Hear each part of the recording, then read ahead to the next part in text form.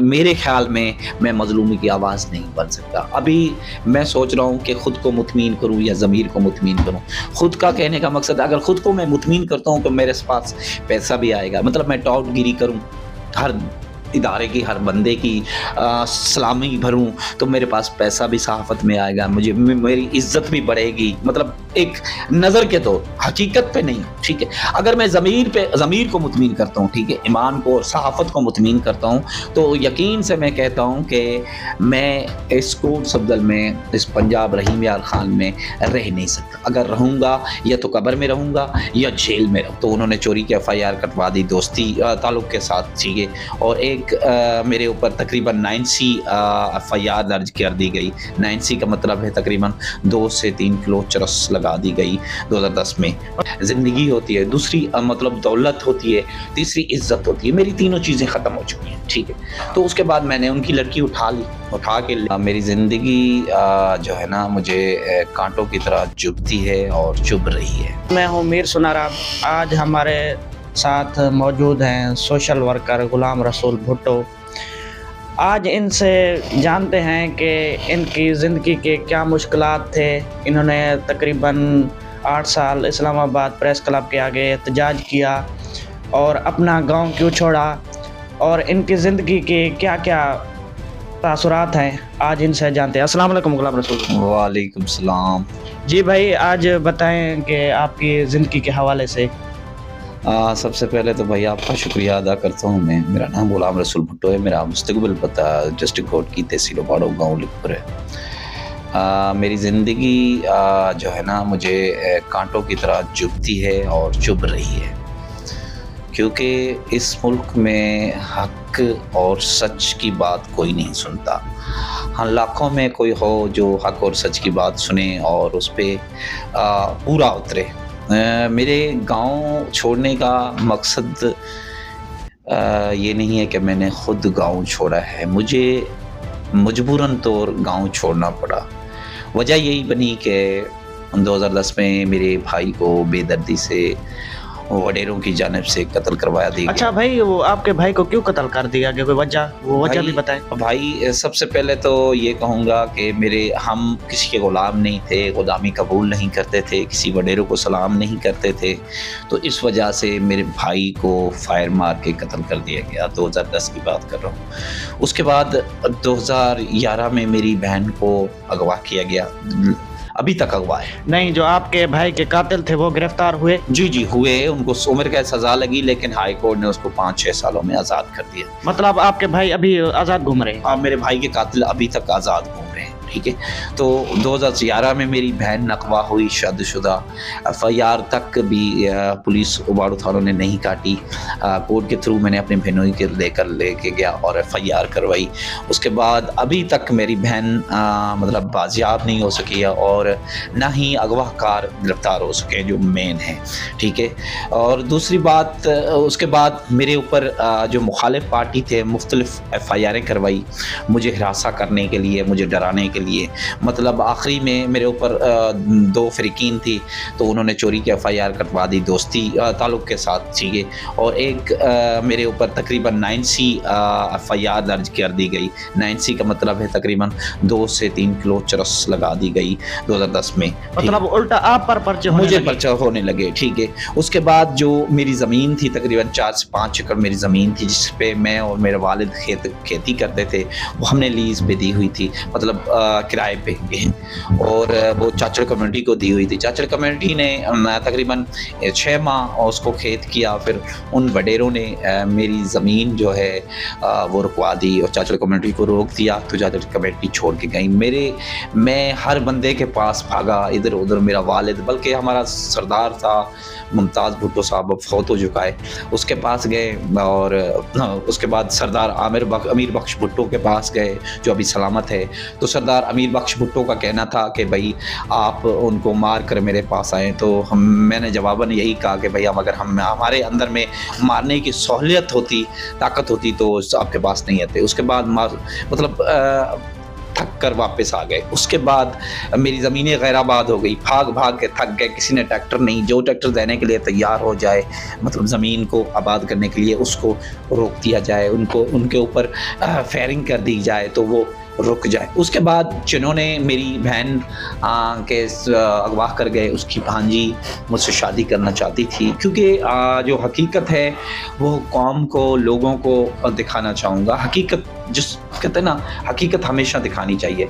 तो उनकी भांजी मेरे साथ शादी करना चाहती थी, तो मैंने कहा भाई मेरी बहन उन्होंने वैसे उठाई हुई है, मुझे ज़मीन खेत नहीं करने देते, मुझे कैसे, मैं तो समझो ख़त्म हो चुका हूँ। इंसान के पता है भाई, ज़िंदगी में, दुनिया में 3 चीज़ें होती हैं। एक होती है दुनिया होती है, ज़िंदगी होती है, दूसरी मतलब दौलत होती है, तीसरी इज़्ज़त होती है। मेरी तीनों चीज़ें ख़त्म हो चुकी हैं, ठीक है। तो उसके बाद मैंने उनकी लड़की उठा ली, उठा के ले गया, तो पीछे से मेरे वालिद वालिदा के ऊपर उन्होंने तशद्दुद किया। मतलब वो जो लड़की थी वो आपके साथ राजी थी? हाँ, वो मेरे साथ राजी थी, ठीक है। तो पीछे मेरे जो मुखालिफ पार्टी थी उन्होंने मेरे वालिद वालिदा पे तशद्दुद किया, बल्कि मेरी दुकानें थी अच्छी भली, घर थे अच्छे भले, मतलब आपका कारोबार था, सारा कुछ था। उन्होंने ऐसे बर्बाद कर दिया उठा के, कुछ चीज़ भी नहीं छोड़ी, ठीक है। मेरा वालिद भागता रहा, FIR ये वो कुछ नहीं हुआ। मैं कराची चला गया कुछ अरसे के लिए। 2016 में मैंने भाग के शादी की कराची सिटी कोर्ट में। उसके बाद 2018 तक हम इधर उधर भागते गए, लेकिन हमें कोई दाद रसी नहीं हुई, कोई सुनवाई नहीं हुई, क्योंकि उन्होंने मेरे घर वगैरह तेज बेस कर दिए, ठीक है। उसके बाद सुलह करने की कोशिश की मेरे वालिद ने, तो उन्होंने कहा कि भाई जो मैंने वापस शादी की है जिसके साथ, वो भी वापस करो। वडेरों वाली बख्श था, और मेरे जो भाई जो कत्ल हो गया उसकी बेटी भी दो, और ये क्या कहते हैं 5 लाख जुर्माना भी दो। तो हमने इनकार किया, तो उन्होंने कत्ल करने की फतवा जारी कर दी, ठीक है। उसके बाद फिर मैं जब मुझे वालिद साहब ने बताया कि ये फैसला कहता है, मैंने तो ज़ाहिर है जवाब दे दिया, मैंने बोला ये चीज़ें नहीं मान सकता। उसके बाद मैं इस्लामाबाद चला गया। इस्लामाबाद में मैंने तकरीबन 7 से 8 साल प्रोटेस्ट किया, लेकिन ये जो इस्लामाबाद आप किस साल में गए? 2018 में गया। 2018 में, मतलब शुरू में, अभी 17 था, 18 लगने वाला था, नवाज शरीफ की हुकूमत थी उस वक्त। तो वहाँ चला गया। वहाँ मतलब जैसे मैं प्रेस क्लब पहुँचा तो वहाँ पुलिस एहलकार, मतलब मुख्तलिफ पुलिस डिपार्टमेंट ने शुरू में मुझे बहुत डराया, ठीक है। कभी कहते थे यहाँ उठ के चले जाओ, कभी कहते थे, क्योंकि मैं गांव का बंदा, ना तालीम, ना शहूर, ना मुझे इल्म, यहाँ भी रगड़ा खाया मैंने, हर पुलिस से जेलों गया, डिस्ट्रिक्ट कोर्ट की जेल में पड़ा रहा मैं, मतलब यहाँ मेरे ऊपर तशद्दुद होता रहा पुलिस थाने में।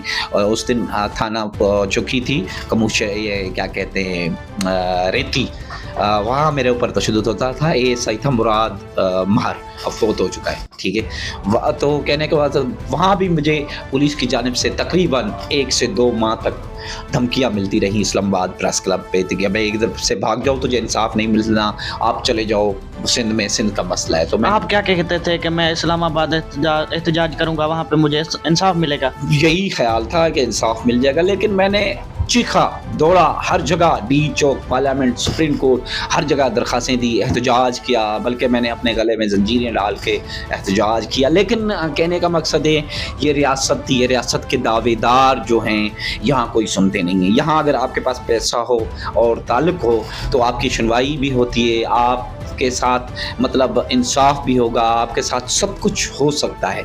अगर आपके ताल्लुकात नहीं, आपके पास पैसा नहीं है, तो आपको कीड़ा मकोड़ा समझाएगा। बल्कि मुझे अडयाला जेल कई दफ़ा भेजा गया, वहाँ असिस्टेंट कमिश्नर था वहाँ का इस्लामाबाद का, उसने मतलब वहाँ की पुलिस ने मुझे कई दफ़ा अडयाला जेल भेजा, कई दफ़ा मतलब मुझे थानों में बंद करना पड़ा उनको। लेकिन उसके बावजूद भी मैंने अपनी जदोजहद जारी रखी। आखिर मुझे अभी तकरीबन 6-7 माह पहले मुझे मेरी वाइफ मतलब क्या कहते हैं उसको, मेरी 2 बेटियां हैं, एक माजूर है, उसको अडयाला जेल भेज दिया। नहीं, अडयाला जेल जो आपको भेजते थे वो क्या, किस केस में भेजते थे? भाई क्या यही पर्चा कर देते थे कि भाई ये जो यहाँ बैठा हुआ है कब्जा माफिया, मतलब एहतजाज यहाँ पर न करें, यहाँ से चला जाए। लेकिन वो जो पर्चा करते थे वो सिर्फ कब्जे का पर्चा करते थे कि भाई ये सरकारी जगह पे कब्जा कर रखा हुआ है, ठीक है। या मसलन वॉल्यूशन का पर्चा डाल देते थे, मुख्तलिफ पर्चे डाल देते थे कि भाई ये पुलिस के एहलकार आते थे, मतलब AC आता था, कभी मजिस्ट्रेट आ जाता था, कभी मतलब एसएचओ आ जाता था, कभी कोई आ जाता था, वो मुझे अक्सर हिरासा करते रहते थे। लेकिन कहने का मकसद ये है कि अगर इस मुल्क में जो शख्स इंसाफ मांगेगा या हक की बात करेगा, उसको इंसाफ कभी नहीं मिलना। नहीं, आपने जो तकरीबन 8 साल एहतजाज किया है, तकरीबन 7 ये 8 साल में क्या कोई अपना कोई रिस्पॉन्स मिला, कोई इंसाफ, मतलब बिल्कुल इंसाफ नहीं मिला? मुझे मेरे तकरीबन 2022 में या 23 में बात कर रहा हूँ कि मेरे वालिद ने फिर उन वजीरों के पास कुरान पाक उठा के ले गया कि मेरे साथ सुलह करो, जो मुझे इल्म नहीं था वहाँ, क्योंकि मैं, मेरी वाइफ और बच्चे इस्लामाबाद थे, मेरे वालिद वालदा इधर कोट सफदल दुआ विलेज में रहते थे। तो वो थक के चले गए उन वजीरों के पास कि भाई आप सुलह करो, जो करते हो, जो लेते हो मैं देने के लिए तैयार हूँ। मेरे वालिद साथ गए तो कुरान पाक भी ले गया। मतलब कत्ल भी आपका हो गया, फिर भी आप जाने लगे वहाँ पर कि आपके वालिद साहब गया कि हमारे साथ सुलह कर लो, जी सुलह करो। तो उसके बाद मुझे दूसरे दिन पता चला कि मेरे वालिद ने वहाँ, जो मेरा भाई, दूसरी मेरे भाई की बेटी है छोटी, तकरीबन उस वक्त 13 साल की थी, तो उसने मुझे कहा कि भाई कॉल आई कि भाई आपका वालिद उस बच्ची को भी दे के आया है और 10 लाख जुर्माना भी उसको देना है ज़मीन बेच के। ठीक है, आपने देना है? हाँ, मतलब मेरे वालिद साहब ने देना है, हमें देना है। ठीक है, मुझे पता चला, मैंने वहाँ क्या कहते हैं इस्लामाबाद, मुझे रात को तकरीबन 10 बजे पता चला। मैं पूरी रात डिप्रेशन की वजह से सो नहीं पाया, तो मैं खड़े होके क्या कहते हैं सुबह के टाइम तकरीबन 6 बजे थे या 5 बजे वीडियो बनाई। वो इंतहाई पाकिस्तान भाइयों ने मेरी सपोर्ट की, शदीद वायरल हुई। उसके बाद सीएम सिंध था मकबूल बाकर साहब, और वज़ीर दाखिला था सिंध का हारिस, रिटायर ब्रिगेडियर हारिस नवाज साहब, उसने नोटिस लिया। उसके बाद पुलिस आई यहाँ, मुझे उसने उधर से बुलाया पुलिस ने, मैं यहाँ कोटसफदल में आया, यहाँ से पुलिस मुझे ले गई, मेरे वालिदैन को वहाँ बिठाया। लेकिन कुछ अरसा तक वो मामला ठीक रहा। जैसे मामला पुराना हो गया, उसके बाद फिर वही हुआ। उन वडेरों ने वो मेरे जो सामान रखवाया था, पुलिस ने, वो वडेरों ने जला दिया, कुछ उठा लिया, मेरे वालिद वालदा पे तशद्दुद किया। बल्कि मैंने उसके बाद वालिद के साथ, वालदा के साथ एसएसपी कोर्की के सामने एहतजाज भी किया, दरखास्तें दी, लेकिन कोई सुनवाई नहीं है। मतलब एक बार तो उन्होंने नोटिस लिया ना आपको? हाँ, एक बार बिठा दिया, फिर दोबारा वो, मतलब यहाँ अगर कानून है तो अगर आपका सोशल मीडिया पे या न्यूज़ पे कोई खबर चल जाती है, सिर्फ दिखावे के लिए आपको इंसाफ मिल सकता है, लेकिन हकीकत पे मुबनी आपको इंसाफ कभी नहीं मिल सकता। उसके बाद मैं अभी इस्लामाबाद से जेल से छूटा तो मेरी वाइफ बीमार हो गई, बच्चे बीमार हो गए, मजबूरन यहाँ आना पड़ा। तो यहाँ मुझे कई दोस्तों ने मशवरे दिए, कई दोस्तों ने कॉलें की, कुछ पाकिस्तान से, कुछ पाकिस्तान के बाहर जो अबरसी पाकिस्तानी हैं, उन्होंने कहा भाई आप सहाफ़त ज्वाइन कर लें। तो मैंने सोचा था कि सहाफ़त कोई आसान मतलब काम है, लेकिन मेरे ख्याल में सहाफ़त जो है एहतजाज से भी मुश्किल काम है, क्योंकि आप अगर हक पर मुबनी सहाफ़त करोगे तो आपको धमकियां मिलेंगी, आपके रोज़ के नए दुश्मन बनेंगे, आपको दबाने की कोशिश की जाएगी। बल्कि मैं ये कहता हूँ कि यहाँ बड़े ओहदेदार जो मतलब ठीक ठाक कुर्सियों पर बैठने वाले हैं, मुझे बार बार यही कहते हैं कि भाई तुम हो कौन, तुम सिंध से आके पंजाब में क्यों आए हो? सिंध मतलब पाकिस्तान का नहीं है, पाकिस्तान का, जो मुझे बड़े बड़े ओहदे वाले कहते हैं, मैं नाम नहीं लेना चाहूँगा क्योंकि शायद बुरा लग जाए उसको, लेकिन वो बड़े बड़े ओहदेदार कहते हैं कि भाई तुम इधर कौन, क्यों आए हो, जाओ सिंध में। तो ये नफरत फैलाने वाले लोग हैं। सिंध कोई मतलब और मुल्क तो नहीं है यार भाई, इनके नज़रिए में जो बड़े ओहदेदार बैठे हुए हैं, ठीक है, उनके नज़रिए में मैं तो कहता हूँ कि सिंध जो है एक अलग हिस्सा है और पाकिस्तान, पंजाब एक अलग हिस्सा है। लेकिन मैं हमेशा यही मानता हूँ कि पाकिस्तान का कोई भी सूबा हो वो मेरा है, मैं उसको अपना पाकिस्तान समझता हूँ। लेकिन इनके कहने से ना मैं डरने वाला हूँ, ना मैं छुपने वाला हूँ, ना कुछ।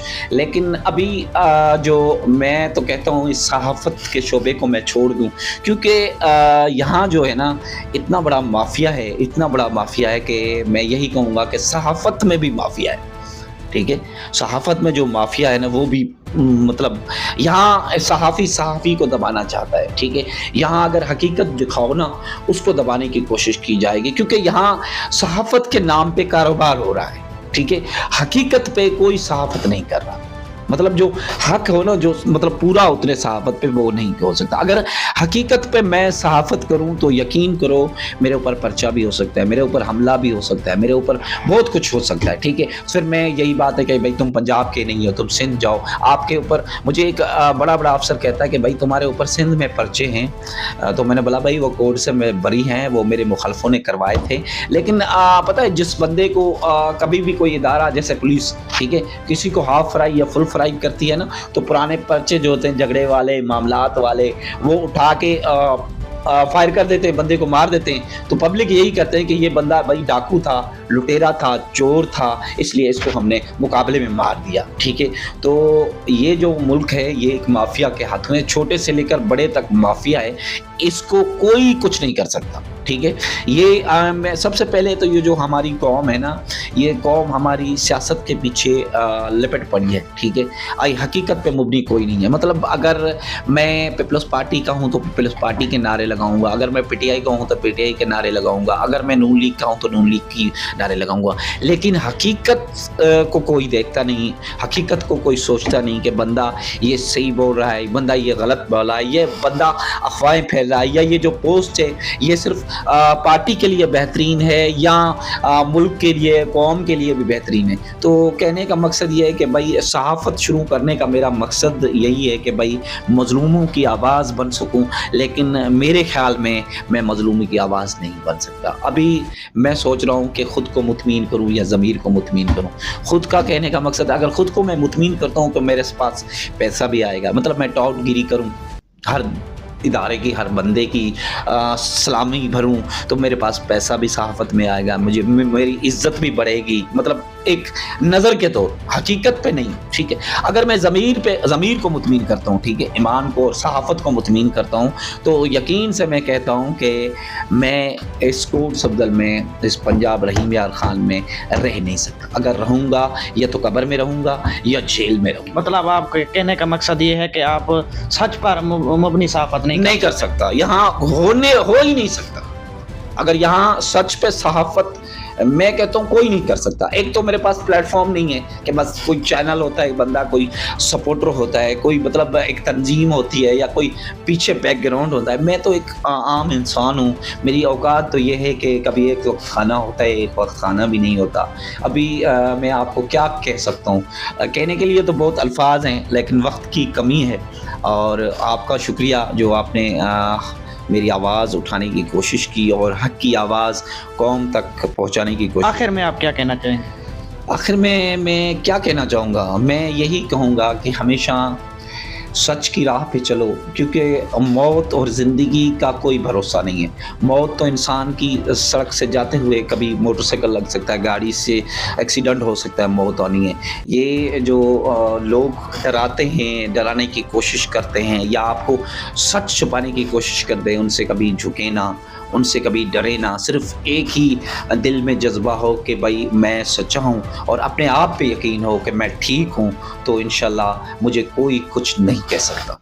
जी नाज़रीन, ये थे गुलाम रसूल भुट्टो की ज़िंदगी के कुछ जो इन्होंने बयानात बताए अपने, क्या जो भी ज़िंदगी इनके साथ गुजरी। इन्होंने बताया कि मेरे भाई को कत्ल कर दिया गया, मेरी बहन को अगवा कर लिया गया जो अभी तक बाजियाब नहीं हो सकी। हुकूमत ने, पुलिस ने उल्टा इसको अपना इंसाफ देने के बजाय इन पर झूठे मुकदमात किए, इनको जेल भेजा, इन पर झूठे तकरीबन ये बता रहे हैं कि 400 के मुकदमात किए। तो इन्होंने कहा कि इस दुनिया में, इस पाकिस्तान में मुझे इंसाफ नहीं मिला।